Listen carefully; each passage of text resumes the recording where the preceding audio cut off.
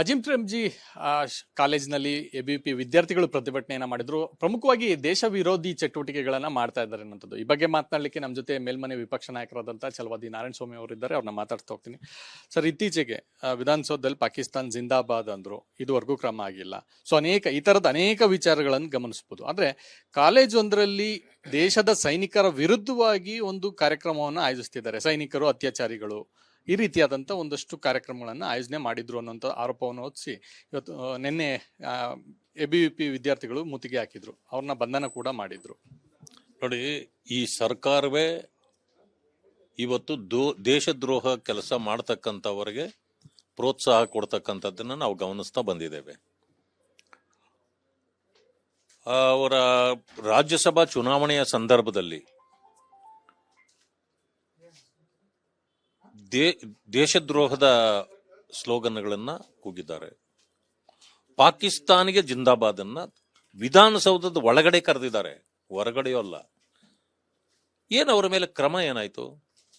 ಯಾರು ಇವರಿದ್ದಾರೆ ರಾಜ್ಯಸಭಾ ನಾಸೀರ್ ಹುಸೇನ್ಗೆ ಇದುವರೆಗೂ 90 ಬಾರಿ ಏನೋ ನೋಟಿಸ್ ಬಂದಿದೆಯಂತೆ. ಏನಕ್ಕೆ ಬಂದು ಹೇಳಿಕೆ ಕೊಡಿ ಅಂತ. ಇವತ್ತಿನವರೆಗೂ ಅವನು ಹೋಗಿಲ್ಲ ಅಂತ ಬರ್ತಾ ಇದೆ. ಇಂಥ ಒಂದು ಇದನ್ನ ಕಾಂಗ್ರೆಸ್ ಮಾಡ್ತಾ ಇರೋದು. ಆಮೇಲೆ ರಾಷ್ಟ್ರ ಮಟ್ಟದಲ್ಲೂ ಕೂಡ ಕಾಂಗ್ರೆಸ್ಸು ಈ ದೇಶದ್ರೋಹದ ಕೆಲಸ ಮಾಡ್ತಕ್ಕಂಥವ್ರಿಗೆ ಪ್ರೋತ್ಸಾಹ ಕೊಡ್ತದೆ.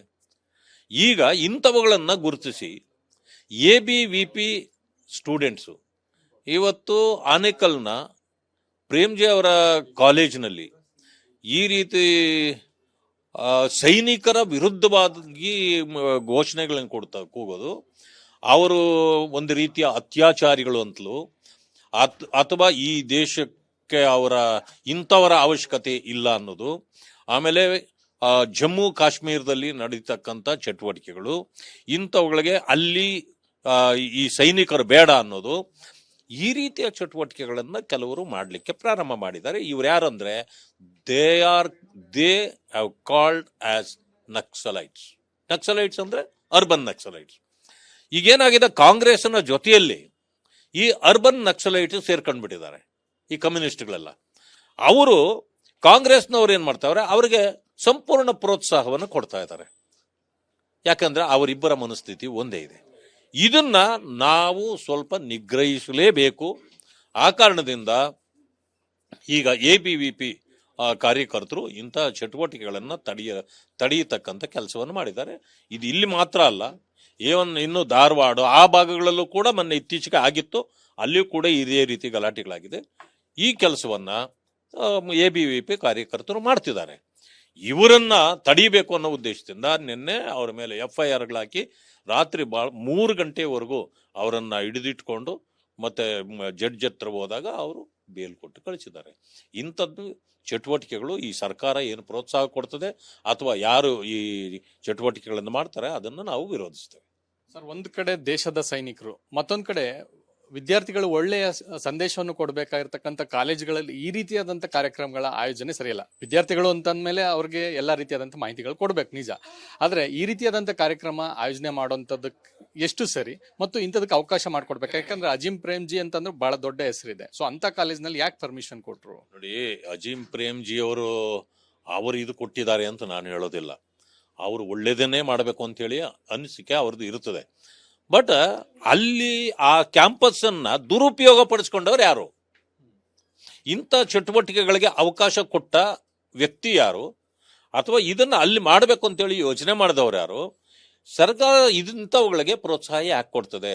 ಇಂಥವ್ರ ಮೇಲೆ ಕ್ರಮ ಆಗ್ಬೇಕು ಅಂತಕ್ಕಂಥ ಆಗ್ರಹ ಮಾಡ್ತೇನೆ. ಈ ಒಂದು ಕಾರ್ಯಕ್ರಮವನ್ನು ಏನು ಆಯೋಜನೆ ಮಾಡಿದ್ರು, ಹಾಗಾಗಿ ಆ ಸಂಘಟನೆ ಬಹಳ ದೇಶ ವಿರೋಧಿ ಸಂಘಟನೆ. ಸೊ ಇದನ್ನ ಬ್ಯಾನ್ ಮಾಡಬೇಕು ಅನ್ನೋಂತ ವಿಚಾರವಾಗಿ ಕೇಂದ್ರ ಗೃಹ ಸಚಿವರಿಗೂ ಕೂಡ ಎಬಿವಿಪಿ ಪತ್ರ ಬರೆದಿದೆ. ಸೊ ಬಹಳ ಸಂತೋಷದ ಸಂಗತಿ. ನಾನು ಕೂಡ ಅದನ್ನ ಸಪೋರ್ಟ್ ಮಾಡ್ತೇನೆ. ಯಾಕಂತಂದ್ರೆ ದೇಶ ವಿರೋಧಿ ಚಟುವಟಿಕೆಗಳನ್ನ ಮಾಡ್ತಕ್ಕಂಥ ಯಾವುದೇ ಸಂಘಟನೆ ಆದ್ರೂ ನಾವು ಅದನ್ನ ವಿರೋಧಿಸ್ತೇವೆ. ಅಂತವುಗಳನ್ನ ಬ್ಯಾನ್ ಮಾಡಬೇಕು ಅಂತೇಳಿ ನಾನು ಕೂಡ ಒತ್ತಾಯ ಮಾಡ್ತೇನೆ. Thank you. ಇದಿಷ್ಟು ಮೇಲ್ಮನೆ ವಿಪಕ್ಷ ನಾಯಕರಾದಂತಹ ಛಲವಾದಿ ನಾರಾಯಣ ಸ್ವಾಮಿ ಅವರ ಮತ್ತು ಕ್ಯಾಮರಾ ಪರ್ಸನ್ ಸದಾನಂದ್ ಜೊತೆ ಚಂದ್ರಶೇಖರ್, ರಿಪಬ್ಲಿಕ್ ಕನ್ನಡ, ಬೆಂಗಳೂರು. ಅಜಿಂ ಪ್ರೇಮ್ಜಿ ಕಾಲೇಜಿನಲ್ಲಿ ಎಬಿವಿಪಿ ವಿದ್ಯಾರ್ಥಿಗಳು ಪ್ರತಿಭಟನೆಯನ್ನ ಮಾಡಿದ್ರು. ಪ್ರಮುಖವಾಗಿ ದೇಶ ವಿರೋಧಿ ಚಟುವಟಿಕೆಗಳನ್ನ ಮಾಡ್ತಾ ಇದ್ದಾರೆ ಅನ್ನೋದು. ಈ ಬಗ್ಗೆ ಮಾತನಾಡಲಿಕ್ಕೆ ನಮ್ಮ ಜೊತೆ ಮೇಲ್ಮನೆ ವಿಪಕ್ಷ ನಾಯಕರಾದಂತಹ ಛಲವಾದಿ ನಾರಾಯಣಸ್ವಾಮಿ ಅವರಿದ್ದಾರೆ. ಅವ್ರನ್ನ ಮಾತಾಡ್ತಾ ಹೋಗ್ತೀನಿ. ಸರ್, ಇತ್ತೀಚೆಗೆ ವಿಧಾನಸೌಧದಲ್ಲಿ ಪಾಕಿಸ್ತಾನ್ ಜಿಂದಾಬಾದ್ ಅಂದ್ರು, ಇದುವರೆಗೂ ಕ್ರಮ ಆಗಿಲ್ಲ. ಸೊ ಈ ತರದ ಅನೇಕ ವಿಚಾರಗಳನ್ನು ಗಮನಿಸಬಹುದು. ಆದ್ರೆ ಕಾಲೇಜು ಒಂದರಲ್ಲಿ ದೇಶದ ಸೈನಿಕರ ವಿರುದ್ಧವಾಗಿ ಒಂದು ಕಾರ್ಯಕ್ರಮವನ್ನು ಆಯೋಜಿಸ್ತಿದ್ದಾರೆ. ಸೈನಿಕರು ಅತ್ಯಾಚಾರಿಗಳು, ಈ ರೀತಿಯಾದಂಥ ಒಂದಷ್ಟು ಕಾರ್ಯಕ್ರಮಗಳನ್ನು ಆಯೋಜನೆ ಮಾಡಿದ್ರು ಅನ್ನೋಂಥ ಆರೋಪವನ್ನು ಹೊತ್ತಿಸಿ ಇವತ್ತು ನಿನ್ನೆ ಎಬಿವಿಪಿ ವಿದ್ಯಾರ್ಥಿಗಳು ಮುತ್ತಿಗೆ ಹಾಕಿದ್ರು. ಅವ್ರನ್ನ ಬಂಧನ ಕೂಡ ಮಾಡಿದ್ರು. ನೋಡಿ, ಈ ಸರ್ಕಾರವೇ ಇವತ್ತು ದೇಶದ್ರೋಹ ಕೆಲಸ ಮಾಡ್ತಕ್ಕಂಥವರಿಗೆ ಪ್ರೋತ್ಸಾಹ ಕೊಡ್ತಕ್ಕಂಥದ್ದನ್ನು ನಾವು ಗಮನಿಸ್ತಾ ಬಂದಿದ್ದೇವೆ. ಅವರ ರಾಜ್ಯಸಭಾ ಚುನಾವಣೆಯ ಸಂದರ್ಭದಲ್ಲಿ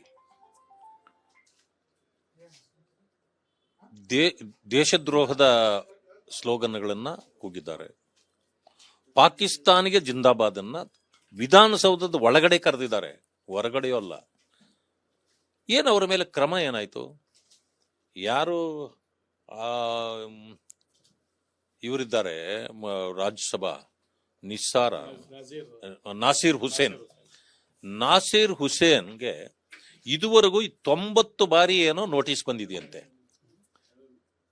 ಏನಕ್ಕೆ ಬಂದು ಹೇಳಿಕೆ ಕೊಡಿ ಅಂತ. ಇವತ್ತಿನವರೆಗೂ ಅವನು ಹೋಗಿಲ್ಲ ಅಂತ ಬರ್ತಾ ಇದೆ. ಇಂಥ ಒಂದು ಇದನ್ನ ಕಾಂಗ್ರೆಸ್ ಮಾಡ್ತಾ ಇರೋದು. ಆಮೇಲೆ ರಾಷ್ಟ್ರ ಮಟ್ಟದಲ್ಲೂ ಕೂಡ ಕಾಂಗ್ರೆಸ್ಸು ಈ ದೇಶದ್ರೋಹದ ಕೆಲಸ ಮಾಡ್ತಕ್ಕಂಥವ್ರಿಗೆ ಪ್ರೋತ್ಸಾಹ ಕೊಡ್ತದೆ. ಈಗ ಇಂಥವುಗಳನ್ನ ಗುರುತಿಸಿ ಎಬಿವಿಪಿ ಸ್ಟೂಡೆಂಟ್ಸು ಇವತ್ತು ಆನೇಕಲ್ನ ಪ್ರೇಮ್ಜಿ ಅವರ ಕಾಲೇಜಿನಲ್ಲಿ ಈ ರೀತಿ ಸೈನಿಕರ ವಿರುದ್ಧವಾಗಿ ಘೋಷಣೆಗಳನ್ನು ಕೂಗೋದು, ಅವರು ಒಂದು ರೀತಿಯ ಅತ್ಯಾಚಾರಿಗಳು ಅಂತಲೂ ಅಥವಾ ಈ ದೇಶಕ್ಕೆ ಇಂಥವರ ಅವಶ್ಯಕತೆ ಇಲ್ಲ ಅನ್ನೋದು, ಆಮೇಲೆ ಜಮ್ಮು ಕಾಶ್ಮೀರದಲ್ಲಿ ನಡೀತಕ್ಕಂಥ ಚಟುವಟಿಕೆಗಳು, ಇಂಥವುಗಳಿಗೆ ಅಲ್ಲಿ ಈ ಸೈನಿಕರು ಬೇಡ ಅನ್ನೋದು, ಈ ರೀತಿಯ ಚಟುವಟಿಕೆಗಳನ್ನು ಕೆಲವರು ಮಾಡಲಿಕ್ಕೆ ಪ್ರಾರಂಭ ಮಾಡಿದ್ದಾರೆ. ಇವ್ರು ಯಾರಂದ್ರೆ they have called as naxalites. Naxalites ಅಂದ್ರೆ ಅರ್ಬನ್ ನಕ್ಸಲೈಟ್ಸ್. ಈಗೇನಾಗಿದೆ, ಕಾಂಗ್ರೆಸ್ನ ಜೊತೆಯಲ್ಲಿ ಈ ಅರ್ಬನ್ ನಕ್ಸಲೈಟ್ಸ್ ಸೇರ್ಕೊಂಡ್ಬಿಟ್ಟಿದ್ದಾರೆ, ಈ ಕಮ್ಯುನಿಸ್ಟ್ಗಳೆಲ್ಲ. ಅವರು ಕಾಂಗ್ರೆಸ್ನವ್ರು ಏನ್ ಮಾಡ್ತಾವ್ರೆ, ಅವರಿಗೆ ಸಂಪೂರ್ಣ ಪ್ರೋತ್ಸಾಹವನ್ನು ಕೊಡ್ತಾ ಇದ್ದಾರೆ. ಯಾಕಂದ್ರೆ ಅವರಿಬ್ಬರ ಮನಸ್ಥಿತಿ ಒಂದೇ ಇದೆ. ಇದನ್ನ ನಾವು ಸ್ವಲ್ಪ ನಿಗ್ರಹಿಸಲೇಬೇಕು. ಆ ಕಾರಣದಿಂದ ಈಗ ಎಬಿವಿಪಿ ಕಾರ್ಯಕರ್ತರು ಇಂಥ ಚಟುವಟಿಕೆಗಳನ್ನು ತಡೆಯತಕ್ಕಂಥ ಕೆಲಸವನ್ನು ಮಾಡಿದ್ದಾರೆ. ಇದು ಇಲ್ಲಿ ಮಾತ್ರ ಅಲ್ಲ, ಇನ್ನು ಧಾರವಾಡ ಆ ಭಾಗಗಳಲ್ಲೂ ಕೂಡ ಮೊನ್ನೆ ಇತ್ತೀಚೆಗೆ ಆಗಿತ್ತು, ಅಲ್ಲಿಯೂ ಕೂಡ ಇದೇ ರೀತಿ ಗಲಾಟೆಗಳಾಗಿದೆ. ಈ ಕೆಲಸವನ್ನ ಎಬಿವಿಪಿ ಕಾರ್ಯಕರ್ತರು ಮಾಡ್ತಿದ್ದಾರೆ. ಇವರನ್ನ ತಡೀಬೇಕು ಅನ್ನೋ ಉದ್ದೇಶದಿಂದ ನಿನ್ನೆ ಅವರ ಮೇಲೆ FIRಗಳಾಕಿ ರಾತ್ರಿ 3 ಗಂಟೆವರೆಗೂ ಅವರನ್ನ ಹಿಡಿದಿಟ್ಕೊಂಡು ಮತ್ತೆ ಜಡ್ಜ್ ಹತ್ರ ಹೋದಾಗ ಅವರು ಬೇಲ್ ಕೊಟ್ಟು ಕಳಿಸಿದ್ದಾರೆ. ಇಂಥದ್ದು ಚಟುವಟಿಕೆಗಳು ಈ ಸರ್ಕಾರ ಏನು ಪ್ರೋತ್ಸಾಹ ಕೊಡ್ತದೆ ಅಥವಾ ಯಾರು ಈ ಚಟುವಟಿಕೆಗಳನ್ನು ಮಾಡ್ತಾರೆ ಅದನ್ನು ನಾವು ವಿರೋಧಿಸ್ತೇವೆ. ಸರ್, ಒಂದು ಕಡೆ ದೇಶದ ಸೈನಿಕರು, ಮತ್ತೊಂದು ಕಡೆ ವಿದ್ಯಾರ್ಥಿಗಳು ಒಳ್ಳೆಯ ಸಂದೇಶವನ್ನು ಕೊಡಬೇಕಾಗಿರ್ತಕ್ಕಂಥ ಕಾಲೇಜುಗಳಲ್ಲಿ ಈ ರೀತಿಯಾದಂಥ ಕಾರ್ಯಕ್ರಮಗಳ ಆಯೋಜನೆ ಸರಿಯಲ್ಲ. ವಿದ್ಯಾರ್ಥಿಗಳು ಅಂತಂದ್ಮೇಲೆ ಅವ್ರಿಗೆ ಎಲ್ಲ ರೀತಿಯಾದಂಥ ಮಾಹಿತಿಗಳು ಕೊಡ್ಬೇಕು, ನಿಜ. ಆದ್ರೆ ಈ ರೀತಿಯಾದಂಥ ಕಾರ್ಯಕ್ರಮ ಆಯೋಜನೆ ಮಾಡುವಂಥದ್ದಕ್ಕೆ ಎಷ್ಟು ಸರಿ ಮತ್ತು ಇಂಥದಕ್ಕೆ ಅವಕಾಶ ಮಾಡ್ಕೊಡ್ಬೇಕು? ಯಾಕಂದ್ರೆ ಅಜಿಂ ಪ್ರೇಮ್ಜಿ ಅಂತಂದ್ರೆ ಬಹಳ ದೊಡ್ಡ ಹೆಸರಿದೆ. ಸೊ ಅಂತ ಕಾಲೇಜ್ನಲ್ಲಿ ಯಾಕೆ ಪರ್ಮಿಷನ್ ಕೊಟ್ರು? ನೋಡಿ, ಅಜಿಂ ಪ್ರೇಮ್ಜಿ ಅವರು ಇದು ಕೊಟ್ಟಿದ್ದಾರೆ ಅಂತ ನಾನು ಹೇಳೋದಿಲ್ಲ. ಅವರು ಒಳ್ಳೇದನ್ನೇ ಮಾಡಬೇಕು ಅಂತೇಳಿ ಅನಿಸಿಕೆ ಅವ್ರದ್ದು ಇರುತ್ತದೆ. ಬಟ್ ಅಲ್ಲಿ ಆ ಕ್ಯಾಂಪಸ್ ಅನ್ನ ದುರುಪಯೋಗ ಪಡಿಸ್ಕೊಂಡವ್ರು ಯಾರು? ಇಂಥ ಚಟುವಟಿಕೆಗಳಿಗೆ ಅವಕಾಶ ಕೊಟ್ಟ ವ್ಯಕ್ತಿ ಯಾರು? ಅಥವಾ ಇದನ್ನ ಅಲ್ಲಿ ಮಾಡಬೇಕು ಅಂತೇಳಿ ಯೋಚನೆ ಮಾಡಿದವ್ರು ಯಾರು? ಸರ್ಕಾರ ಇಂಥವುಗಳಿಗೆ ಪ್ರೋತ್ಸಾಹ ಯಾಕೆ ಕೊಡ್ತದೆ? ಇಂಥವ್ರ ಮೇಲೆ ಕ್ರಮ ಆಗ್ಬೇಕು ಅಂತಕ್ಕಂಥ ಆಗ್ರಹ ಮಾಡ್ತೇನೆ. ಈ ಒಂದು ಕಾರ್ಯಕ್ರಮವನ್ನು ಏನು ಆಯೋಜನೆ ಮಾಡಿದ್ರು, ಹಾಗಾಗಿ ಆ ಸಂಘಟನೆ ಬಹಳ ದೇಶ ವಿರೋಧಿ ಸಂಘಟನೆ. ಸೊ ಇದನ್ನ ಬ್ಯಾನ್ ಮಾಡಬೇಕು ಅನ್ನೋಂಥ ವಿಚಾರವಾಗಿ ಕೇಂದ್ರ ಗೃಹ ಸಚಿವರಿಗೂ ಕೂಡ ಎಬಿವಿಪಿ ಪತ್ರ ಬರೆದಿದೆ. ಸೊ ಬಹಳ ಸಂತೋಷದ ಸಂಗತಿ. ನಾನು ಕೂಡ ಅದನ್ನ ಸಪೋರ್ಟ್ ಮಾಡ್ತೇನೆ. ಯಾಕಂತಂದ್ರೆ ದೇಶ ವಿರೋಧಿ ಚಟುವಟಿಕೆಗಳನ್ನ ಮಾಡ್ತಕ್ಕಂಥ ಯಾವುದೇ ಸಂಘಟನೆ ಆದ್ರೂ ನಾವು ಅದನ್ನ ವಿರೋಧಿಸ್ತೇವೆ. ಅಂತವುಗಳನ್ನ ಬ್ಯಾನ್ ಮಾಡಬೇಕು ಅಂತೇಳಿ ನಾನು ಕೂಡ ಒತ್ತಾಯ ಮಾಡ್ತೇನೆ. Thank you. ಇದಿಷ್ಟು ಮೇಲ್ಮನೆ ವಿಪಕ್ಷ ನಾಯಕರಾದಂಥ ಛಲವಾದಿ ನಾರಾಯಣಸ್ವಾಮಿ ಅವರ ಮಾತು. ಕ್ಯಾಮರಾ ಪರ್ಸನ್ ಸದಾನಂದ್ ಜೊತೆ ಚಂದ್ರಶೇಖರ್, ರಿಪಬ್ಲಿಕ್ ಕನ್ನಡ, ಬೆಂಗಳೂರು.